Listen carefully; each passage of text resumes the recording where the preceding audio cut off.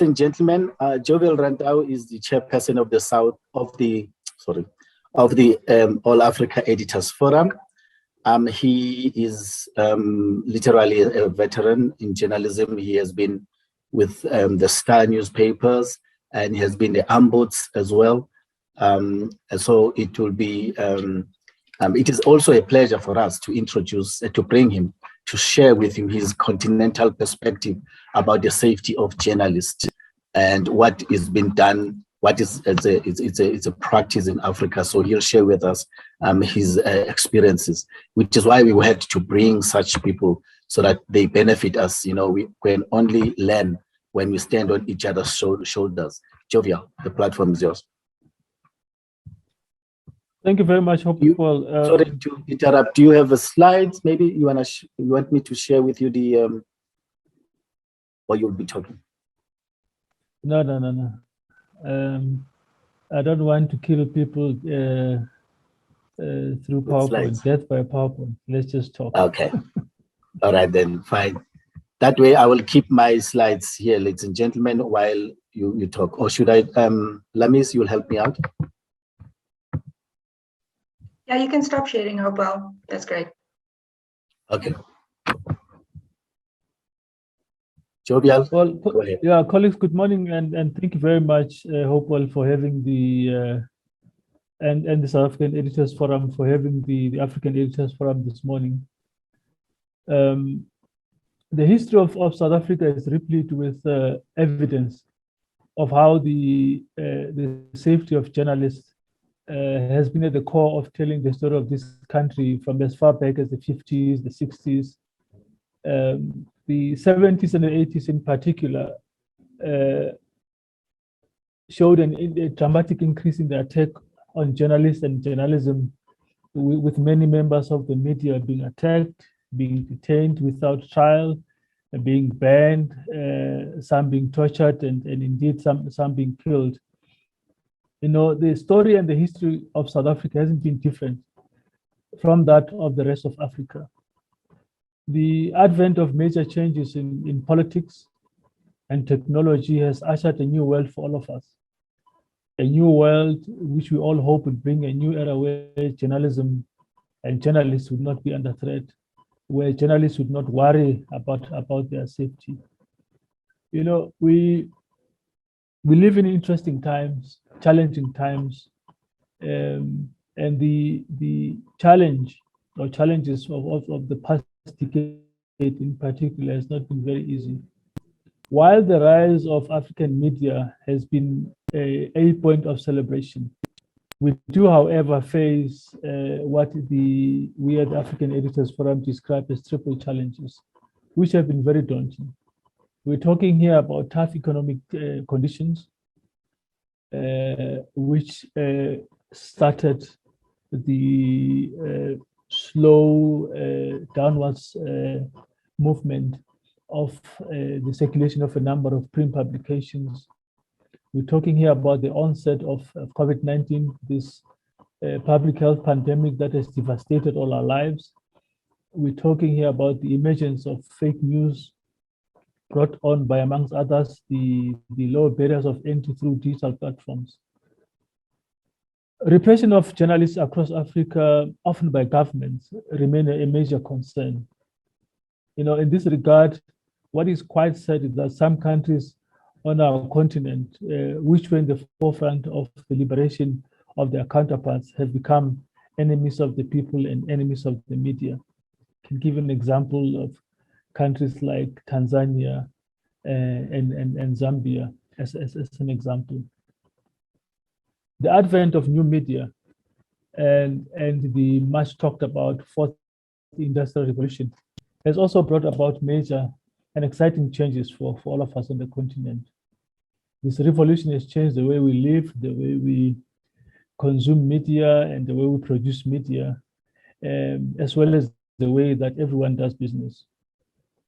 However, the truth is that this multimedia revolution has been greeted with the same restrictive media laws that have been the bane of print media for many years, and it's starting to be the bane of digital media today. Journalists are being arrested for writing stories that some governments do not like. Bloggers and others who use powerful and social media face the same fate. Newspapers often order to obstruct operation if, again, the powers that be do not like the content. So the story of an African journalist being detained, being tortured, held for months, some running into years is common in countries like Eritrea, Uganda, Sudan, Zambia, Cameroon, Egypt, and Tanzania. The African Editors Forum remains concerned about the conduct of, for instance, the government of Kenya, known to all of us as previously being a progressive government from a media point of view, but responsible for some acts which we find questionable. We also are concerned about the government, obviously, of the government of Sudan and Burundi. And our biggest concern on the continent is Eritrea and Somalia, which have proved to be the two most dangerous countries on the African continent to be a journalist. The problem here for all of us is that we have this plethora of laws that are inimical to media freedom. These are the laws that were identified as far back as 2003, when the world editors and world publishers met in Cape Town and adopted the Table Mountain Declaration. Colleagues will remember that this declaration in the main called for the scrapping of, amongst others, insult laws from the statute books of countries around the continent and indeed the world. These insult laws were the instrument, the weapon that many governments across Africa have used against the media. A new phenomenon in some parts of East and West Africa is the use by governments of anti-terrorism laws to target journalists, bloggers, and social media users. Here you have journalists arrested just for doing their work, charged, sentenced, some of them quite worryingly in military and not civilian courts, and sentenced to very long prison sentences. This is why TAEF and UNESCO, supported by more than 10 other partners, launched the continent-wide digital platform for the safety of journalists in Africa. It's an alert system that is designed to allow journalists who are in trouble to scream, in the hope that those hearing their screams, whether be they in South Africa, or everywhere, will care sufficiently enough to pick up the cry and amplify it. So what we seek to do is to use the voice of the communities. We must all remember that at the end of the day, the information that we publish is not our information. We are just a medium. We provide people with information that is verified, fact-checked, that people trust. This information is what people will use to make decisions about their own lives. So they own the information. So it is these communities whose support we seek to make sure that when we are attacked, they will know that we are attacked, because when we are attacked, they are attacked.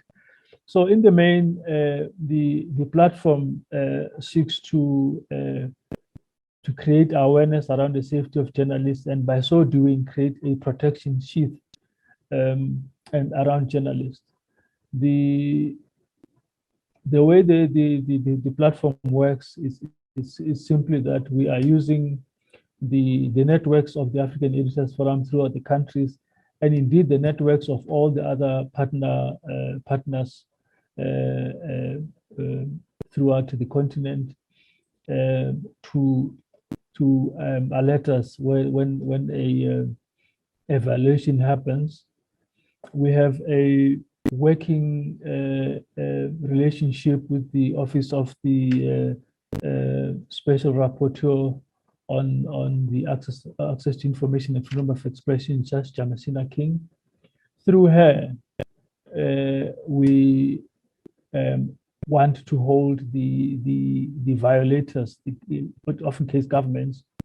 Through her, we want to hold them accountable.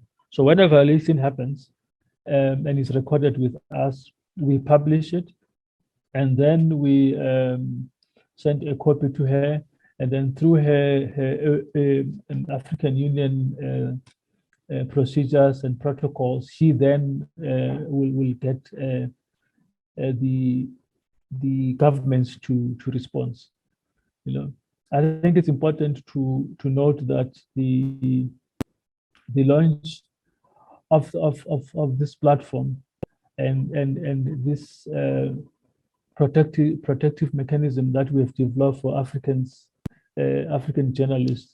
This is a direct result of decisions taken back then, almost 25 years ago, by the South African National Editors Forum to play a key role in the formation of TAEF.